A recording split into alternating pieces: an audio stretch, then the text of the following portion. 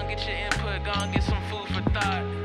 Yeah, it's your boy Omenihu and Made on the beat. He made the beat, you know what it is. Hootie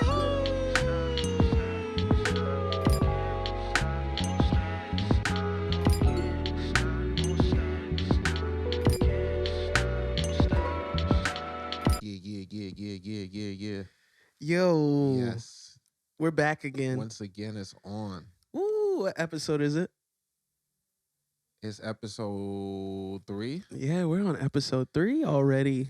Yes. Thank y'all for rocking with us. A podcast with no budget.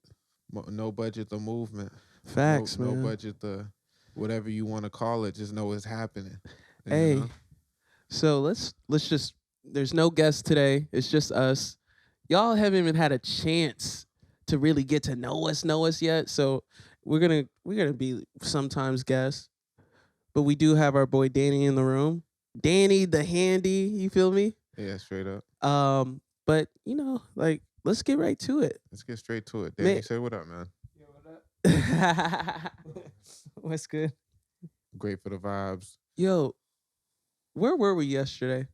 Yeah, yesterday we ended up going to this Gucci event. And am I telling the story right? Yo, we was popping bottles. We was at this Gucci event. And man, what these niggas on, man? Like, nah. So basically, long story short, I have a good friend. Her name is Heather. She's always looking out. We're going to have to beep that because, you know, everything that has to do with Gucci now, people going to be name dropping, this person who shall not be named. But shout out to the person. Shout out to the homegirl. She's always looking out. She knows who she is. Shout out to her. And she hit me last minute. She was like, yo, do you want to work this gig? Like, we just need you to go to this high school and like be a traffic guard for like Sprinter vans. I was like, word, like, and she showed the rate. I was like, okay. Yep, that rate was nice. Very sexy. And super easy. But for me, like, money don't move me. No budget. Like, I'm always going to be like, okay, but why am I going to this? And why are y'all trying to pay me this? No budget mentality. And she was like, oh, like, it's an event like about like Gucci giving out scholarship to these high school students at Crenshaw High School. I was like, oh, word, Gucci? Oh, okay. So like when she gave me that invite, I also gave the invite to Danny because she was like, we need another person. Danny was like, nah, I'm good.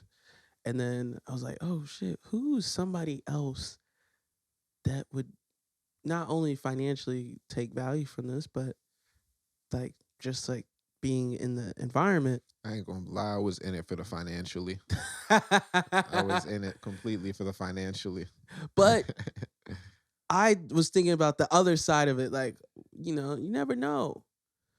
Right. And like whenever I sent it to you, like in a heartbeat, and obviously, because to be clear, you sent it to me and didn't tell me any details. It just said Crenshaw High School, worked the parking lot for X amount of money, whatever it might have been. And that was all I knew about it.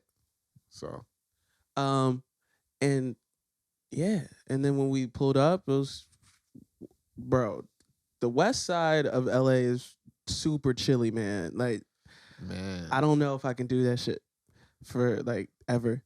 But it was a mean 55, 60 degrees with the wind chill. Yeah. Fast forward, the event started, like niggas getting out of Sprinter vans, and you're like, oh, this person works for Gucci, and they drape down. They are draped. You knew who worked for Gucci. Facts. They were wearing dressed Gucci. Like they were at Crenshaw High School. Definitely not dressed like that. They weren't dressed like me. They were dressed like they had like catalogs, like deep cuts in the collection. And whenever I was like greeting people get off the Sprinter, I opened the van and I see like a gang of people, and then one of the people in the gang was Dapper Dan. Do we have something to drop for that? Man, I Dapper said, Dan, the GOAT? man, GOAT? what am I gonna drop for this? That's what happens when you open the door and it's Dapper Dan. Bro, It's straight air horns, you know what I mean? air horns, the legend. And I broke character. I was like, bro, you are a legend. That's all I said. I shook his hand. I was surprised he shook my hand during COVID times. Yeah, it was cool, man. I got that Dapper handshake too, man. I feel like it changed mentalities, it changed lives, bro. Facts. Straight up. And like after we worked the event, we went to the after party, had some free food, and talked to some good people. And it was just a reminder, like, we're in the right place. Mm-hmm. We're the right people. Absolutely. And sometimes being in the right place, you might have the wrong perspective and you may not be able to see the value of the things in front of you or the alley-oops being passed to you. And it's okay. Sometimes you get past the rock and you're like, nah, like you can do more with it today. Right. But I'm so grateful that when a random opportunity landed on my friend's doorstep, she randomly thought about me, and then it randomly landed in front of you, and like the value was able to be extracted, because it's like, bruh, like there's not that often. Most people on earth see people on TV and never get to touch them. Uh-huh. Like, yeah, that's something I was really thinking about, man. Like, so many times I have like been in contact with these people, and I don't think about the alignment that goes into that. Bro, Like being in the same space for real. Like there's so many different contexts as to how that happens. But then you think about like let's just say someone like who lives outside of the major cities who's, perhaps not in the flow of those sort of things, right? It's like I be having to remember, it's like, man, like, yeah, we ran into Dapper Dan. Yeah, we ran into a bunch of great people yesterday, right? And that's not the only time. But I'm like, man, I be having to remind myself, it's like, yo, like, I'm not at a fucking meet and greet. You know what I mean? Like, I didn't like get the backstage pass to that or that. You know what I mean? Like, nah, like this is like being lined up. Like I'm in the building. facts. You know? And that's a tough thing. I mean, that's like something that I really had to grasp. Even waking up this morning, it was like, man, like, of course you could think about the details of what you experienced to get in that room. Yeah. You take it for granted. You'd be like, like anybody could have done that. And then you realize you're like, nah, like that shit is, very much so aligned by, some sort of commonality to those people. You know, somebody who knows, or you got into a room that invited you to be in contact with this person. Facts. And that just lets you know it's just not that far at all. It's just not that far. Bruh, and like they're always gonna tell you the same thing. Just you gotta do the work. And like when he was at the mic and was giving his speech, he was like, yo, like when Gucci knocked on my door and was like, yo, we wanna work. He was like, give me a store in Harlem. Uh-huh.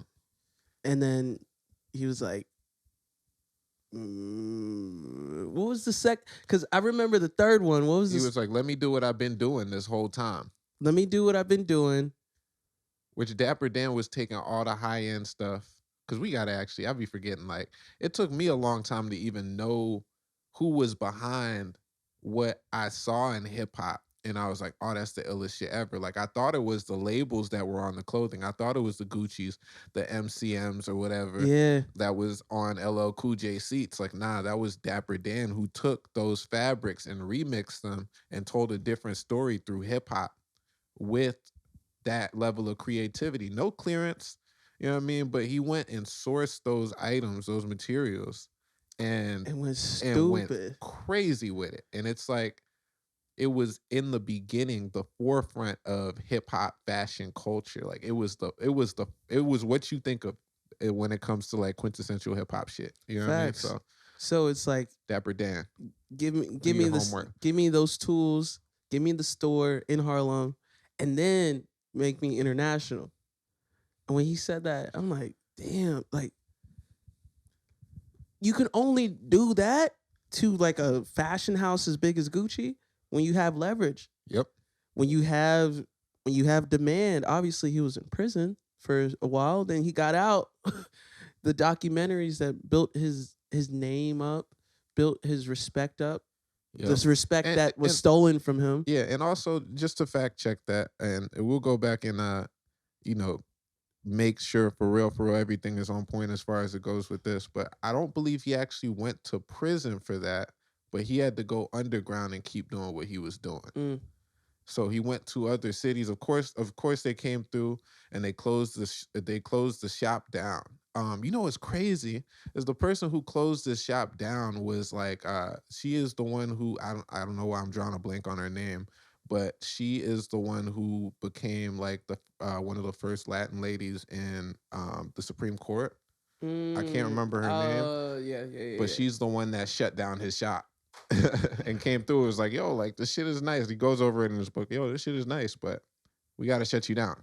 And you know, of course, he owed money and things like that. But I don't believe he actually went to jail for that. But he had to go underground and hustle and go to different cities, like outside of the major cities, like, you know, Chicago and Cleveland and things like that. So, you know, to get back to what you were saying initially is like, man, like,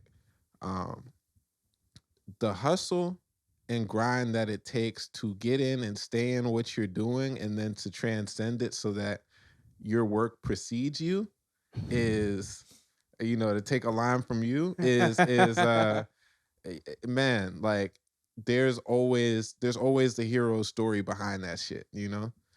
I think one of the things that was most inspirational to me, and I wish I would have gotten to talk to him after he did his speech on the stage mentioning the things that you mentioned, was like for us it's the parallel of like, yo, like being independent versus getting with a major, right? For him, he had a point where he was independent and they shut his shit down. Facts. And then when it was time, because the internet wouldn't let them live it down when they tried to recreate his work on the runway and profit off of it, Gucci came back and it was on his terms. Facts. But honestly, they didn't have to do that. No. You know? They could have still finessed their way around it. They could have got a little kid that was doing it, paid him a fraction of the price. Yeah. So like, you know, it showed me that even though capitalistically I still have, you know, I have an eye up for Gucci or whoever is a high fashion brand, you know, a high generating brand that capitalizes off of, you know, the success, hard earned money of black people, but is not owned by us. Of course, I'm going to look at it like, nah, I don't really know if I fuck with it. Yeah. But to hear all the things that they are actually doing and how many black people are in charge of running and giving back, which was surprising Gucci, to see. It was very surprising, and it changed my heart on some things, and it made me realize, like, you know, there's ways to play the game. Yeah, you know? and bro, and like everything has a net good and a net bad, and I'm not the judge. Like when you think about your Prius, you're like, oh, it's hybrid and all this and that, but how much gas did it take to get that Prius to the dealership? How much water did it take to make it? How much carbon emissions did it take to create it? Mm-hmm. These are still things. These are what they call in economics negative externalities that you may not calculate in your initial equation, but it's still a byproduct of the creation. And it's like, bro, everything has a net negative and a net positive. And ideally, everything has a negative, everything has a positive. At the end of the day, you want to make the world better off, better than what you came into it as. And that's everyone's goal, ideally. But some people don't give a fuck. Obviously, like you have BP doing their oil spill and then be like, oh, we're just going to, oops, my bad. But like, and that's not the point of this conversation. But like, I know people can be like, oh, Gucci's evil. It's gluttonous and all that. But at the same time, they changed the kid's life yesterday. Yeah, they did. So, like, obviously, That changed the kid's life, and they put a lot of money into soul. It's called Soul Folks, right? Yep. I know exactly what it is, but I forget if it's Soul Folks or if it's Soul People. Yeah. So it's Soul Folks in Lamert Park, and they Yeah. working on buying that whole building, and Facts. that in itself is an example of it's cool because it's what Dapper Dan actually preaches. You know what I mean? Like before everybody was buying things up in Harlem, like outsiders were buying up Harlem. One of the things that he mentioned in his book, in his interviews, was like, yo, he was telling people like, yo, you need to own these things. You know what I mean? Like, don't just be satisfied with occupying it. You need to see the value in buying them. Facts. So for him to, I'm sure, to have inspired the people by opening that shop, they're now trying to buy up that whole building so that nobody can tell them that they have to leave. Facts. And there's another business right next door which I love, which connected me to the Lamert Park area and art scene, and that's Hot and Cool Cafe.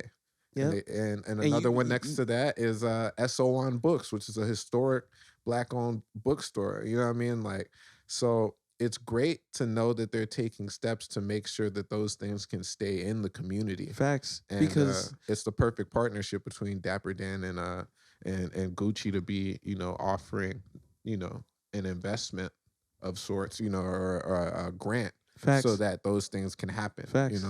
And that area in Los Angeles is gonna change. The buildings, they just built SoFi. They're gonna build the Clipper Stadium in that area. It's going up. Yeah, It's going up. And we already know what that brings. We already know you're gonna see the dogs and AirPods. That's like, bro. We got dogs and AirPods too.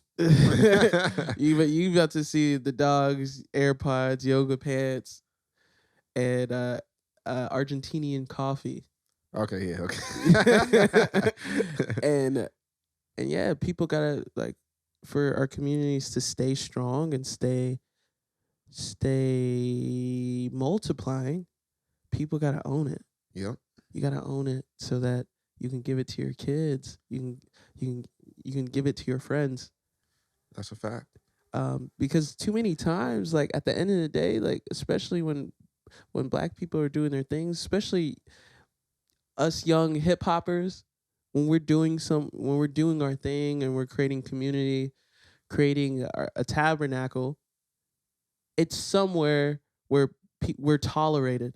Mm-hmm. It's not somewhere like, yo, like, we love this energy, we love y'all. It's usually like, man, like, y'all can get the Tuesday. Right. And if y'all better not have fights, y'all better not blah blah blah.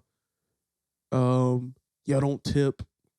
Right. And it's like, bro, like, and that's a big problem in Dallas, where I'm from, in Deep Ellum. All these venues, they're getting outed for, like, the owner having racist emails about, like, we don't want any rap. We don't want this and that. And you're like, does rap not come with money? Rap comes with a lot of fucking money. The biggest festivals there's hip hop exclusive festivals all around the country, all around the world. Man, when I was in Chicago just recently, Elton had a performance and I was featuring on stage, and it was at. Most importantly, who's Elton? Elton Ora, great artist, rapper, singer, producer, out of Chicago. We were performing at a spot that was like a historic, like, pillar of rock and roll music and performance and jazz. You know what I mean? Like blues, all of that. Like your more traditional genres, they're used to booking those acts, and they just now recently got somebody on their team, a younger person on their team. So now they're opening that venue up to, like, hip hop and R&B, Black music, contemporary Black music artists. Yeah. And these sort of things have to happen, because it's like, yo, if you're not, and that they were super dope. I'm not saying any of that to say that, they needed to do anything differently. I'm just saying, like, with the times, if you're not supporting hip hop, you probably gonna go out of You're business. gonna Like, you know go, what I mean? bruh, Like, that's it's an like L it's a, on you. yeah, like it's taking up too much real estate now. Hip hop in music, obviously, in the pop space, in clothing and culture, in food, everything. Bruh. You know what I mean? If It's literally like becoming the new brand America facts. is hip hop and And black culture. I mean, it's not new, but like I'll say it's more, you know, it's clear to see. You can't hide it anymore. it's in the vernacular, it's in the marketing, it's in our lexicon, it's in everything. Yeah, And but I want to clarify, it's always been that. it's It's just always that been that. now it's so transparently obvious. Facts. And if you don't see it, you're in pure denial, and you probably not getting this money. That's You- what, you know what I like, mean? you know, the venues that were like, yo, we typically don't book hip hop. I'm always like, What? Bro, what are you talking about, man? Bro, I'm out, man. That nigga's tripping. Straight up. and that's how it is. It's like, what are you on? But that's, bro, that's life, man. And that's the life we've been cursed with. The struggle of fighting for our full expression. Artists, black people, Hispanic people, people of color on the side of the planet in this country, we're cursed with the responsibility to have to fight for what seems like common sense. Mhm. Something that you would see with 40/40 vision. But to people who are okay with the status quo, it doesn't make sense for them. And you're like, what? Yeah, it's wild. One thing that I think about, and I'm really starting to like do a lot more studying and not forget about, like, man, it can't be when something happens and, you know, the cop kill. It can't just be when, you know, an innocent person gets killed and we're all outraged where, you know, we do the research, and when we hit the streets, it's like, nah, like every day, like since the George Floyd, since the Trayvon Martin, before that, like, which there are many other marquee names. Those are the times where I go to my, like, I really have to do my research and my history and so on and so forth. And recently, like, without any tragedy occurring, I've been like, yo, like, it's important for me to know about the way things are set up and how to achieve progress.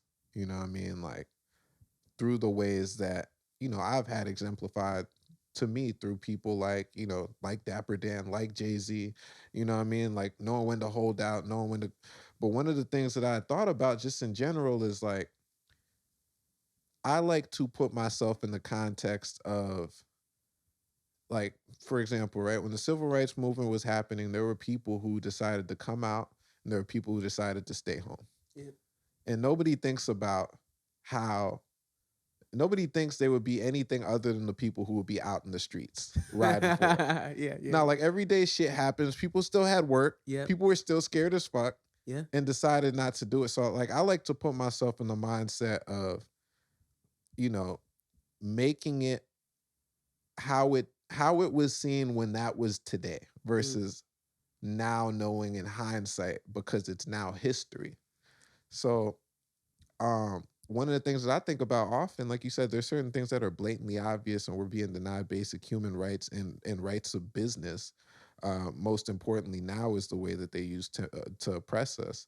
It's like, man, in 50 to 100 years, we're going to look at this time that we're living in so commonly where it's like, all right, like, we have these liberties, so it's easy to fall asleep at the wheel. But if we make the progress that we need to in 50 to 100 years, our kids should say, damn, it's crazy. Like, they was really not letting black people conduct business.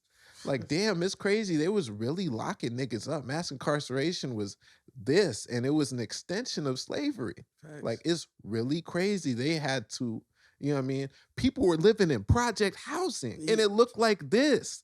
It looked like a prison.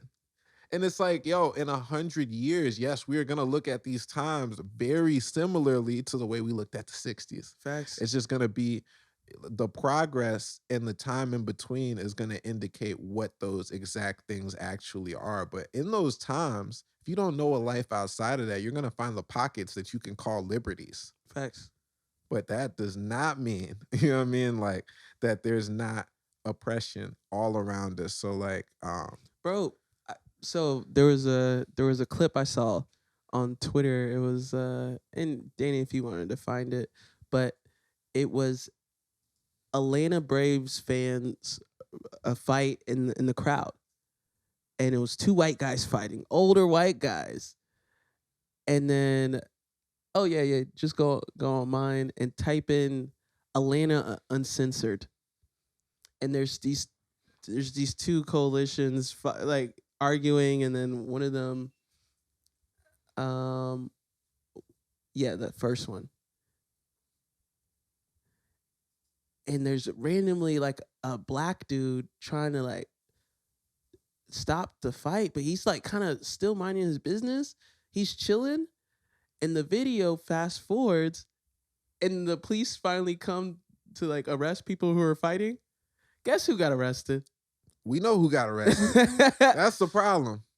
And it's wicked when you find something that's actually infuriating on social media. You still gotta like it. You still have Ain't to that like crazy? it. That is the most backward shit. This right here.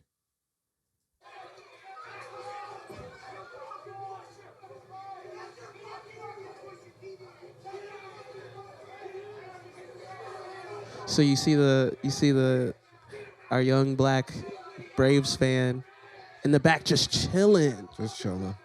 Just chilling.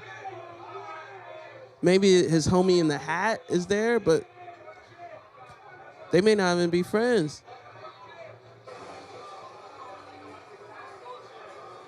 And he's leaving in cuffs? That's crazy. So and you can pause it now. Obviously, the video skips. So there's some context that we don't have. But in the comments and in the caption, it says the people in the crowd are saying, "Hey, you're arresting the wrong person. You're making a mistake." But right now we live in a time where mistakes made by professional police officers don't get rectified in the moment. They'd rather complete the arrest of an innocent bystander just on some pride shit, like NBA refs. They're like, yo, I called the foul on the wrong person. I'm not going to overturn it, though. Mm-hmm. And then they're like, if you're innocent, you're just going to go through the system and everything's going to be okay. Yeah, see, the thing about it, when these cops show up, they think that they're completing the design. That's the problem. They think that because the way that they posture our circumstances and posture the scarcity and the closeness of what they do to majority of us black people, they think when they show up to a scene that they're collecting on the wrong that was done unto us, to make us fight, to make us steal, to make us kill each other. So they don't ask any questions because they think, oh, like this is designed to have you do this, and by the time you make the reaction that this is the case, facts, we're just coming to scoop you up and take you home. Facts. Because this is fucked up. This is the home that's been designed for you. That's it. This was set up this way. Like, bro, you know, it's bugged out watching fucking Squid Games. If everybody's talking about Squid Games, let's talk about the part where they episode 2. Yeah, where somebody was missing food. I don't even know. Okay. I'm talking about where they created scarcity. Yeah. Someone was missing food, and then they told them that there was no rules. Yep. And niggas was fighting and killing each other. Yep. And that was the game. Yeah. That is most of our lives. Now, Facts. thank God, you know what I mean? Like, I thank God that I'm not in that environment, because I couldn't even speak on it as clearly and see what was going on as clearly from the inside of that. And for people who make it out of that, you're entirely different. You're a fucking anomaly. Facts. Because nobody should be able to get through that process and then have the conscience to know exactly what happened to them and still have to live life And survive. and know that it's still happening to other people, to loved ones, friends, family, and beyond. So it's like, you know, this game is ugly, man. This game is fucking, it's ugly. And you know, one of the craziest things when you brought up Squid Games, which I thought you were going to talk about, was after episode 1, at the end of episode 1 and episode 2, when they come back to the loading room or whatever, and they're like, "Yo, let's vote to get out of here." Mm-hmm. And they barely one vote that led to them getting out, obviously by a certain character. And life was so bad on the outside that the motherfuckers who got out, it was like, "Yo, bring me back in." Doesn't that sound familiar? That sounds like people's real lives. It sounds like people going to prison, coming back, and then still, you know what I mean? Like, it's kind of crazy. People find structure in prison. Yes. Like, it takes them away from what they had to deal with on a regular basis, even though it's worse. Or even some would say, like, yo, like, man, like, look at the way they build the project buildings and look at the way the prison looks. They're training you for prison. They're getting niggas ready for prison. Same with dorms. Like, when I went to UT, Jester, there's Jester West, Jester East. I lived in Jester East. They were like, "Hey, like, the guy who built this also built prisons." That was his flow. Yep. Same thing with I went to a high school that was the same way. That was his tight beat. Right? Prison type beat. That shit's hilarious. And the fact that these are the type of people that we hire to form the foundation which we share education, inspire kids. These are the same people who are building prisons and helping create the curriculum to help not rehabilitate people who've made mistakes, but to make sure they're constantly punished. Yeah, you scare people into line. Yeah, that's our public education system, is to scare people into like it. You know, it's a lot more subtle, but it's like, you know, what's your worst fear if you're in school? It's damn, if I get bad grades, then that means I'm this type of person. If I mess up, that means that they're gonna expel me. They're gonna expel me, or I'm not gonna be able to move on. They're gonna exile me. And those things translate into, if I don't do what I'm told, then I'm gonna be fired. Facts. If I'm myself, I'm gonna get in trouble. Facts. And if I don't have a job, or if I don't have somebody to tell me what to do, I'm a bum. I'm a bum. You know, and you hit the nail on the head. One of my favorite things is when you're in high school, schools are recruiting you. Mm-hmm. They're like, "Yo, like, come to our school. Come, we would love to have you. Yo, like, here's a scholarship. Here's some free money to come to us." Immediately, when you agree to go, after orientation, after you pay your first, like, 1/3 of the tuition, room and board. Immediately, they're like, "Yo, now that we have you, here's the rules and regulations." Now that you went from customer, you are now our subordinate. And you're like, "Wait, this is tricked out." It's ugly. It's an abusive relationship. And the craziest thing, especially during this COVID era, students were paying full price for room and board. And it's like, wait, we can't even be at the dorms. That's crazy. That's so crazy. We're not even getting our full experience. You charging me the same rate y'all charged people 3 years ago. Can't even be there. That's so crazy, man. Bro, like, I can't even go to parties. I could just go to the community college down the street then. So I went to University of Texas in Austin. I'm a Longhorn. And especially being from Texas, being from Dallas, there's a lot of University of Texas and then different cities. Different segmentations of it. So when you're from Dallas, people don't really believe you went to UT Austin. They're like, yeah, I went to UT. I go to UT. And then be like, oh, you go to UTA? University of Texas in Arlington? Like, bitch, there's a difference. But they're not trying to play you because they don't think you're smart. They don't think that you're elite, whatever that means to them. Mm-hmm. They're just programmed they're programmed because they're like, if you're in my environment, this is where we go. Yep.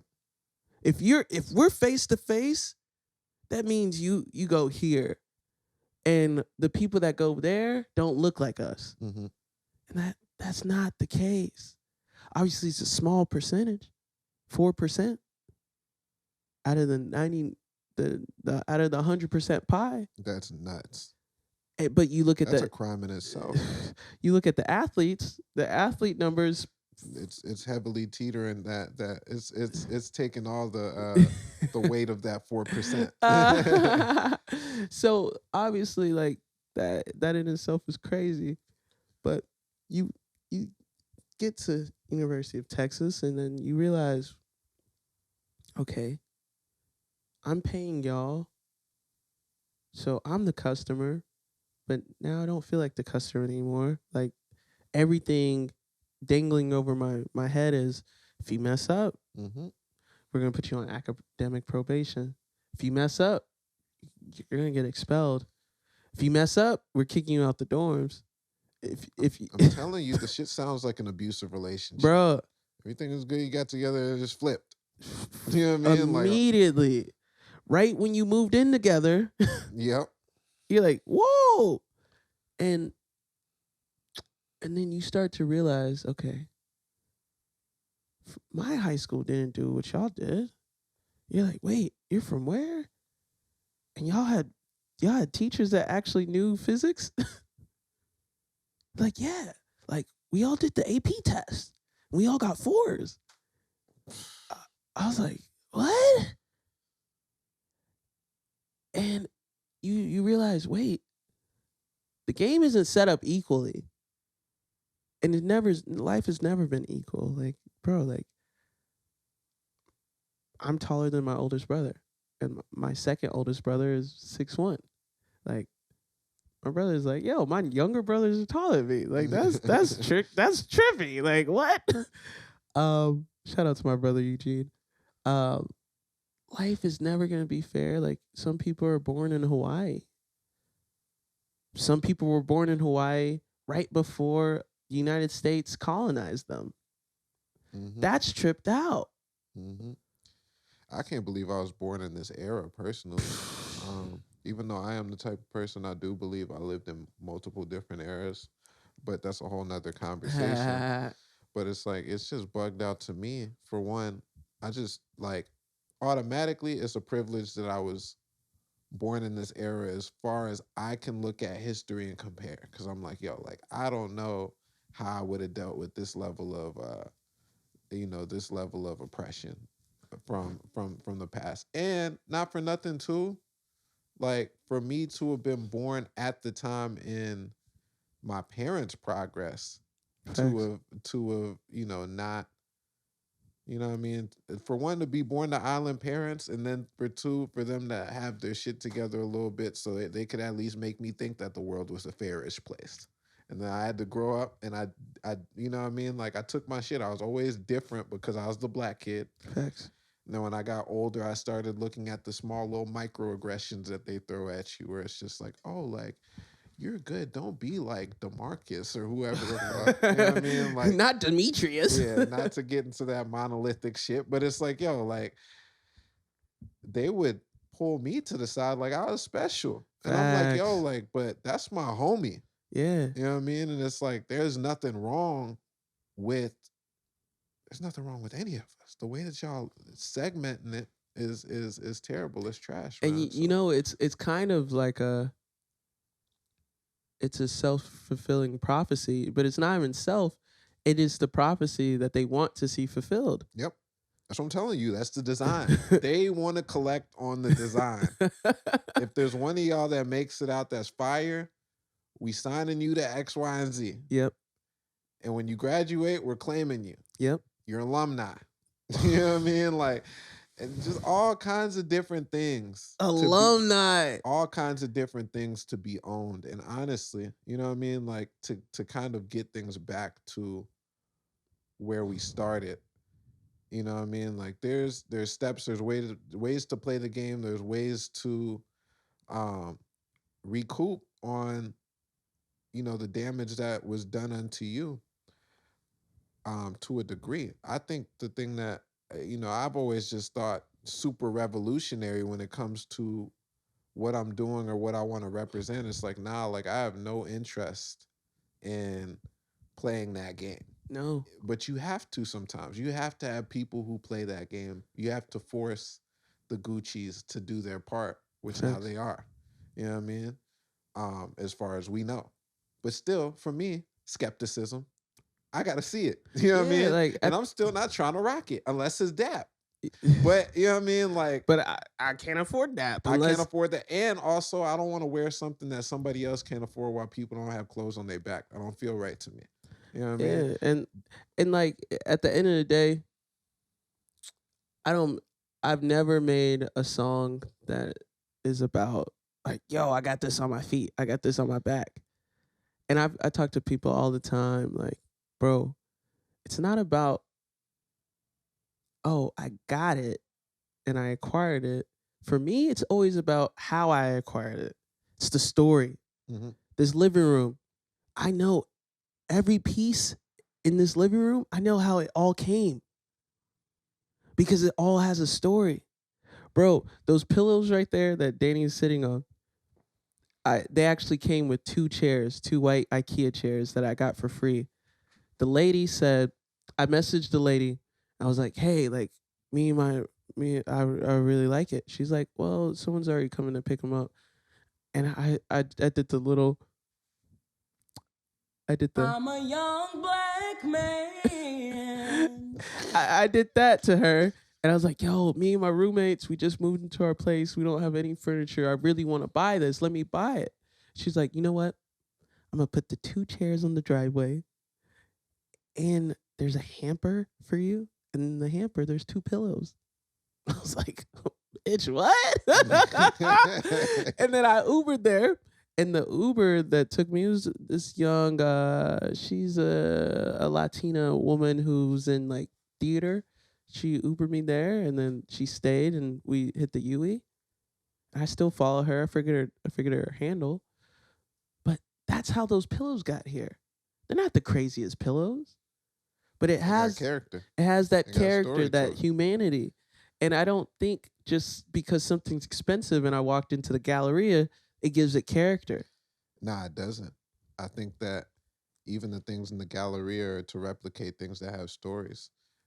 You would be surprised to see, like, I see the world through the lens of, like, I'll never forget how I got to hear Pharrell say that he got his inspiration from style from people, from everyday people, from workers or whatever the case might be. And I'm like, that's how I see the world. I'm like, man, when I used to be in New York, I wasn't looking at the person who was able to afford Gucci or Louis. When I got on the train and I saw how a construction worker's Tim's was rocked, like worn the character and like the way that, you know, their Carhartt was hitting. You know what I mean? Like, I might not go get those same exact things, but I take inspiration from how that looked. And it was like I started gaining an appreciation for things that weren't new, but worn to character. Facts. And look at what is happening right now in fashion. It's like they're taking those sort of things from people like us who have the stories, and then they're selling it to people at the top for a marked up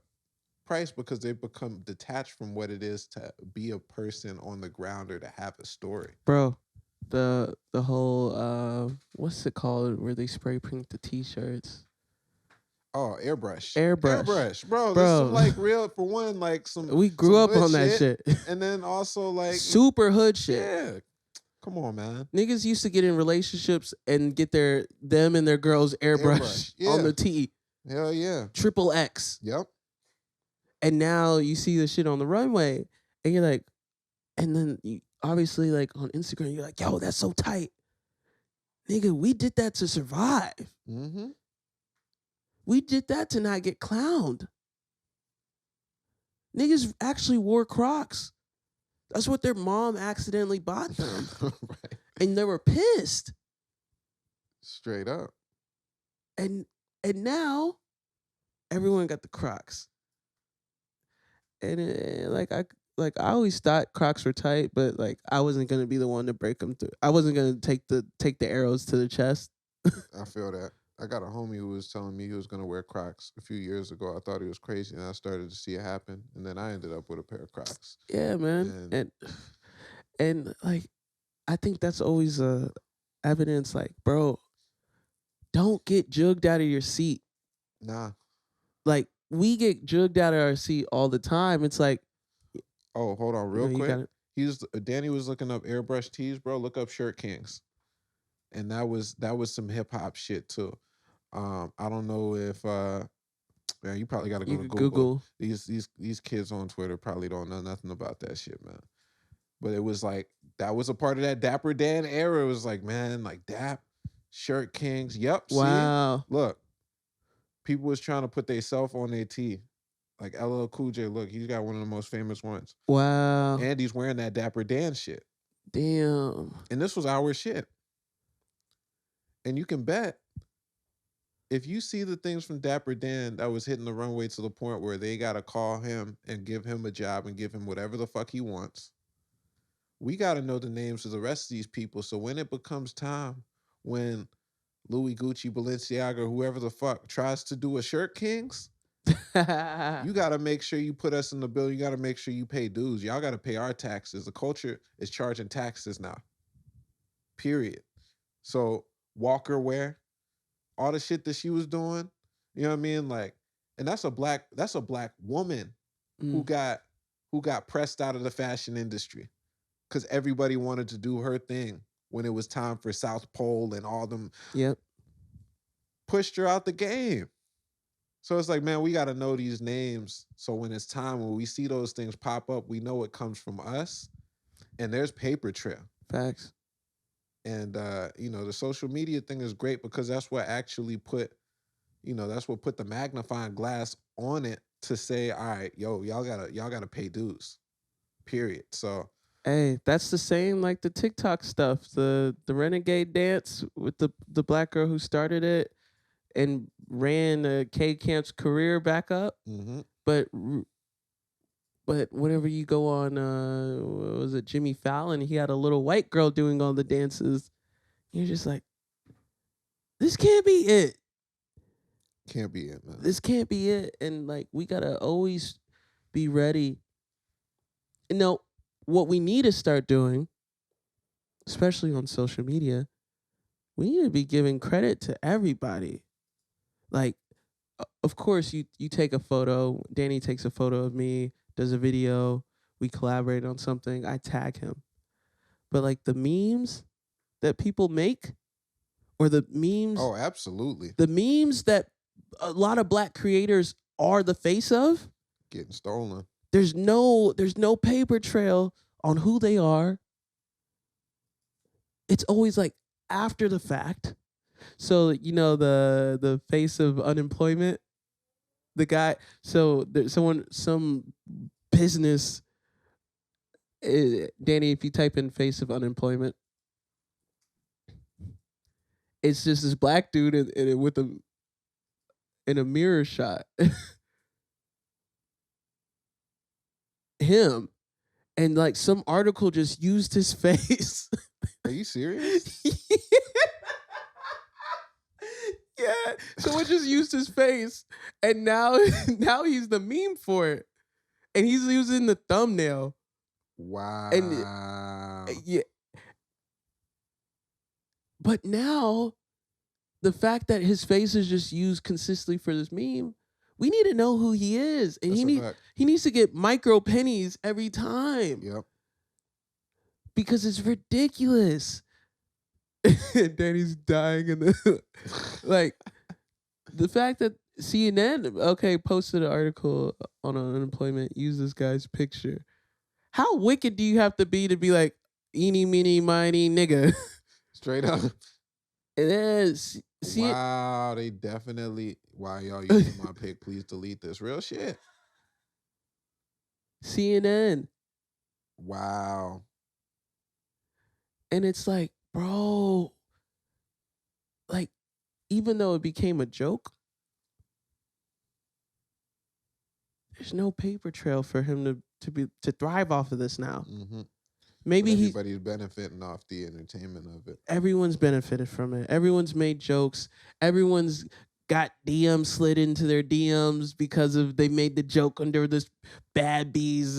Like everyone's benefited off of it except probably him. Mm-hmm. Obviously, like he could swing it one way or another, but like, why are we in this position where if we play a Drake song on this podcast, our shit gets taken down, demonetized. Yep. In a heartbeat. Quickly. But we don't I have even any. know how they do that shit, bruh. Like it's just like crazy. Yeah, put the robots on our culture too. We need them. Black owned. Who can make it done? Facts. Put the robots on our culture. Copyright infringement. You can't fuck with us. And that's how we have to start thugging. Straight up. Straight up, man. Hey, I'm studying. I'm trying to stay dangerous. Very dangerous. Straight up. Like, I'm trying to stay dangerous, bro. Because, it's been happening for too long, and I'm not going to be one of them. No. And I'm not going to let a white entity do it. I'm not going to let a black person steal from me. I'm not going to let no one. Either way, nobody going to steal from me. No. Can't happen. Because we work too hard to be on the forefront of our expression. Obviously, we mood board. But by the time we produce something, it's his own signature, own footprint, own carbon footprint, own thumbnail, its own signature, See, that's the thing, man.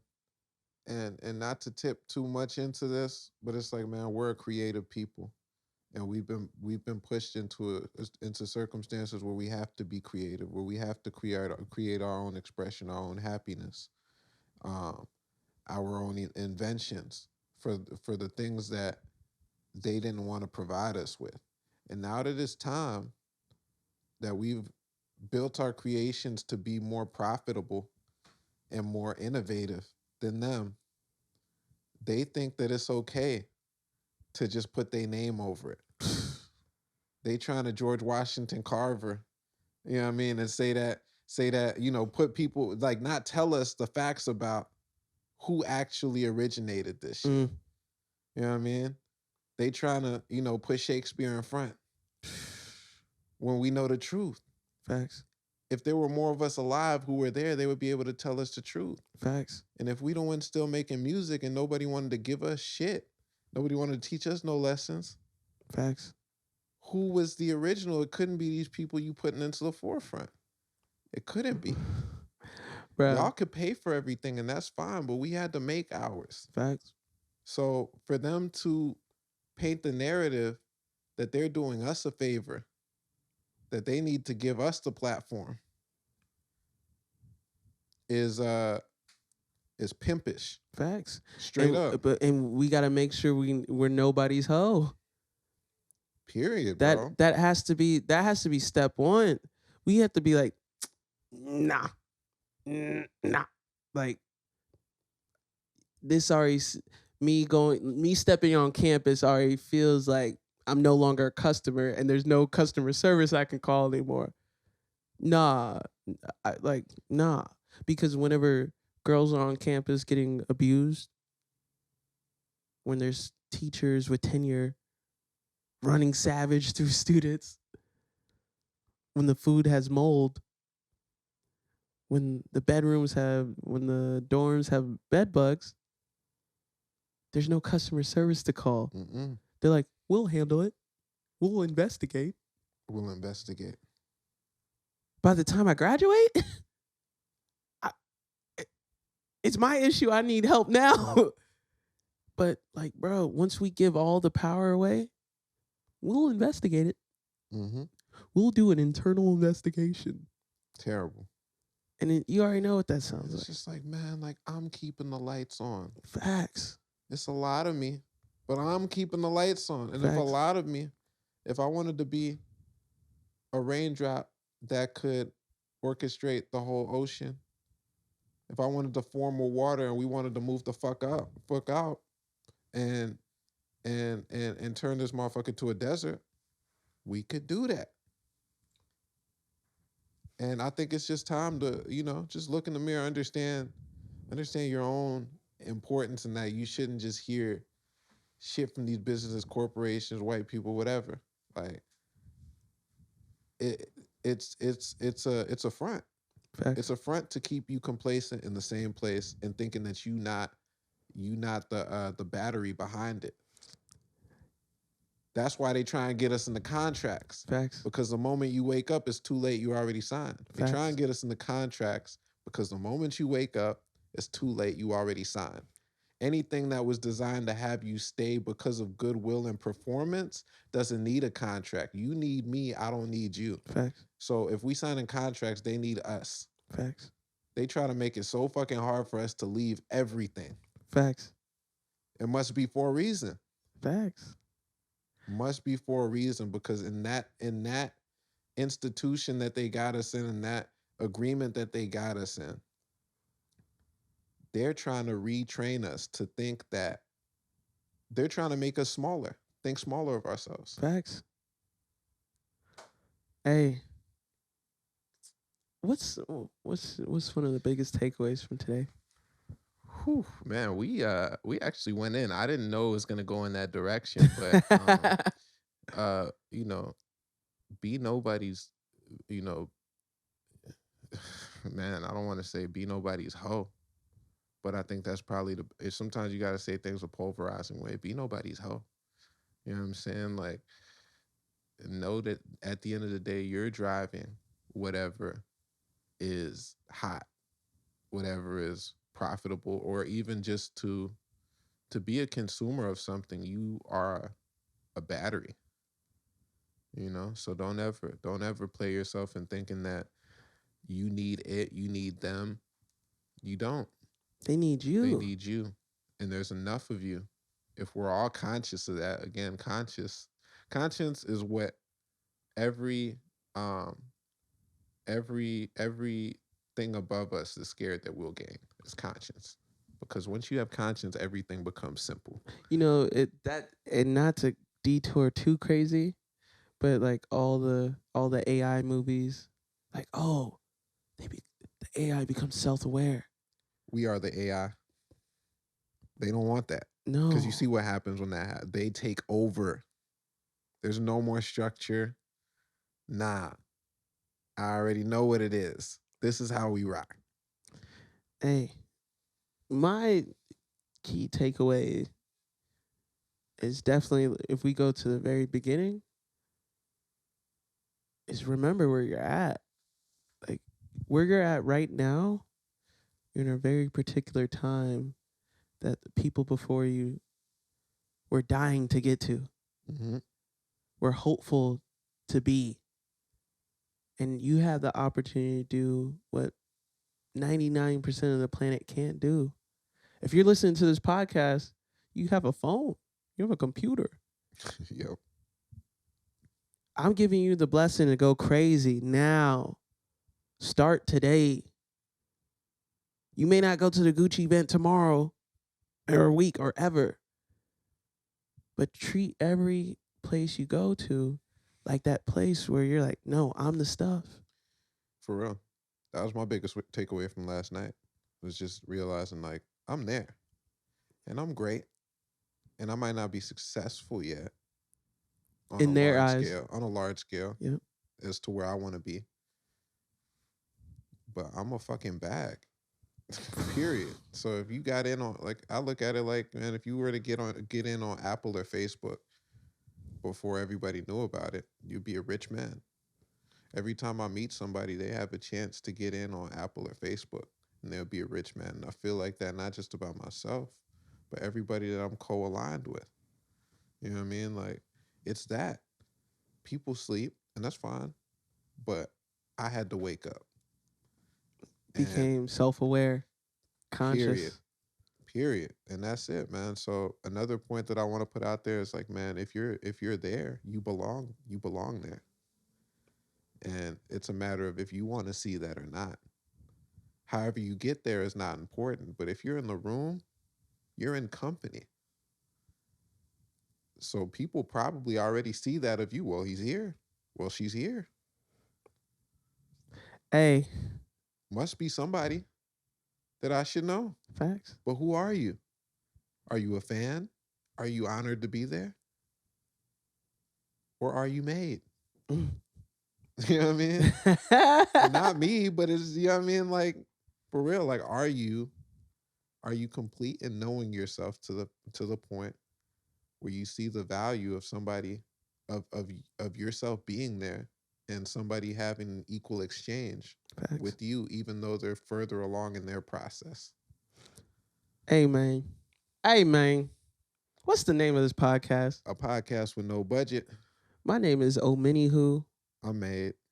and I'm so thankful that you took this hour out of your day.